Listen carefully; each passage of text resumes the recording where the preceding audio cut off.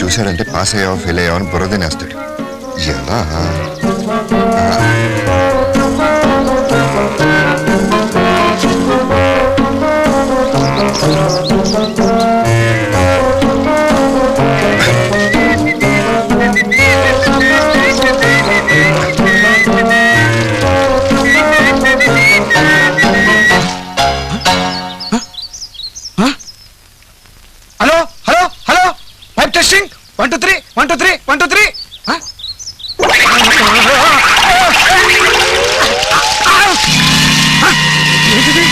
అసలు గాలి లేదు, చెట్టు ఊగుతుంది.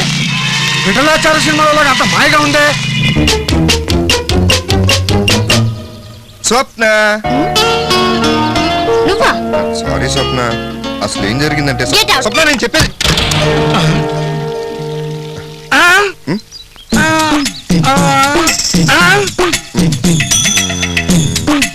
ఏమిటాయి అంత దీర్ఘంగా ఆలోచిస్తున్నా?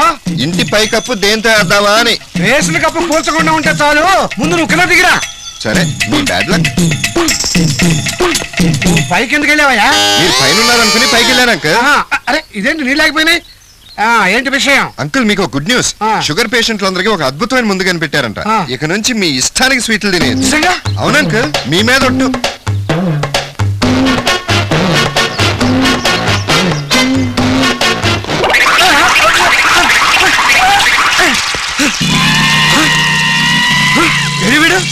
ఓహో, ఇది మీ అమ్మ కడుపులు మాడా దండలేసి చంపేస్తారా? కూర్చోండి కూర్చోండి. సారీ సార్, మీరు దండల్లో ఇరుక్కుపోయిన సంగతి మర్చిపోయాం. కానీ ఇప్పుడు మంత్రి వెంకటరావు గారికి గన్నీ బుక్ తరపున బుష్ లాడెన్ గారు మెడల్ ప్రజెంట్ చేస్తారు.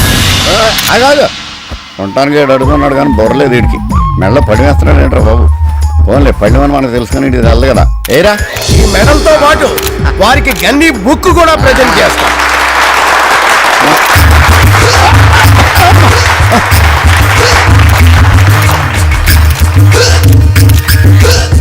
నాకు చాలా సంతోషంగా ఉంది, అలాగే చాలా బాధగా కూడా ఉంది. సంతోషం ఏమిటంటే లాడెన్ బుష్ గారు, బుష్ లాడెన్ గారు, బుష్ లాడెన్ గారు ఎక్కడో అమెరికా నుంచి అంత దూరం నుంచి నా కోసం రావడం సంతోషం. ఇంకా బాధ ఏమిటంటే ఆయన ఇక్కడికి వచ్చి ఎంతో డబ్బు ఖర్చు పెట్టుకుని ఓ 5 స్టార్ హోటల్లో దిగడం. అందుకని గన్నీ బుక్ కమిటీ వారికి ముందు ముందు ఇలాంటి ఇబ్బందులు లేకుండా సొంత గెస్ట్ హౌస్లు కట్టుకోవడానికి మన అసెంబ్లీ పక్కనే 500 ఎకరాలు కేటాయిస్తానని వాగ్దానం చేస్తున్నాను. Are you happy? ఏంటి అసెంబ్లీ పక్కన 500 ఎకరాల ఎక్కడుంది? అది పబ్లిక్ గార్డెన్ కదా. ఇంకా నయం, అసెంబ్లీ రాసిస్తానం లేదు. మీ వాగ్దానం ప్రెస్ వాళ్ళకి నచ్చినట్లేదు. రేపు పేపర్లో ఏం రాసేస్తారో ఏంటో. నేనున్నాను కదా, వాళ్ళకి ఎలా జలకిస్తానో చూడు.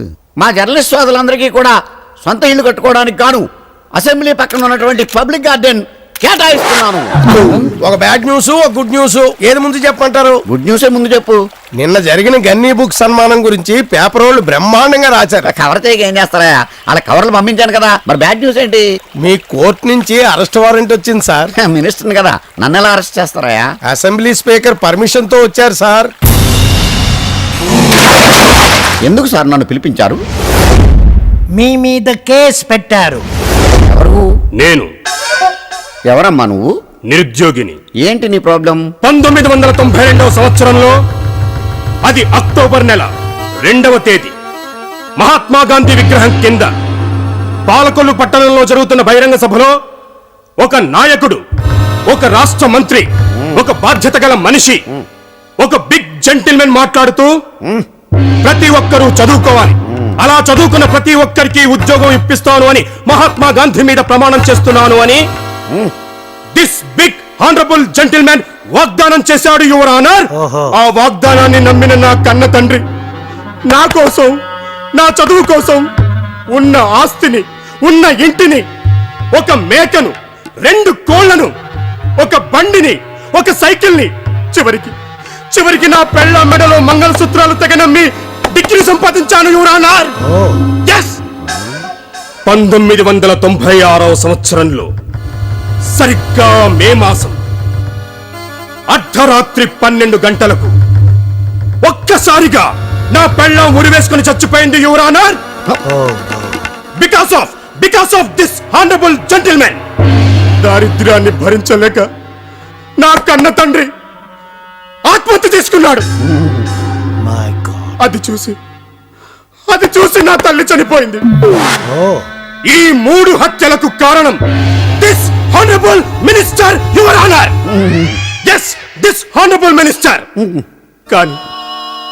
కానీ నాకు ఇంతవరకు ఉద్యోగం రాలేదు your honour. So your honour, section 306, 307, 308 A ప్రకారం 3 హత్యలు చేసిన ఈ మనిషికి ఒక్కొక్క హత్యకు 14 ఇయర్స్ చొప్పున 14 into 3 42 ఇయర్స్ 42 సంవత్సరాలు ఏకకాలంలో కఠిన కారాగార శిక్ష విధించాల్సిందిగా, లేదా 3 సార్లు ఉరి శిక్ష వేయాల్సిందిగా, లేదా ఈ క్షణమే వాగ్దానం ప్రకారం నాకు ఉద్యోగం ఇప్పించాల్సిందిగా మీకు మనవి చేసుకుంటున్నాను. That's all your honour. ఇది ఆగస్ట్ 29, 2007. ఈ నిరుద్యోగికి ఉద్యోగం ఇప్పిస్తానని చేసిన ప్రామిస్ ని నిలబెట్టేదాకా ఈ మినిస్టర్ ఈ నిరుద్యోగికి నెలకు 25,000 శాలరీ చెల్లించాలి. ఇది బరువెక్కిన బండ లాంటి గుండెతో బల్లగుద్దీనే చెప్పే బలమైన తీర్పు. Are you happy?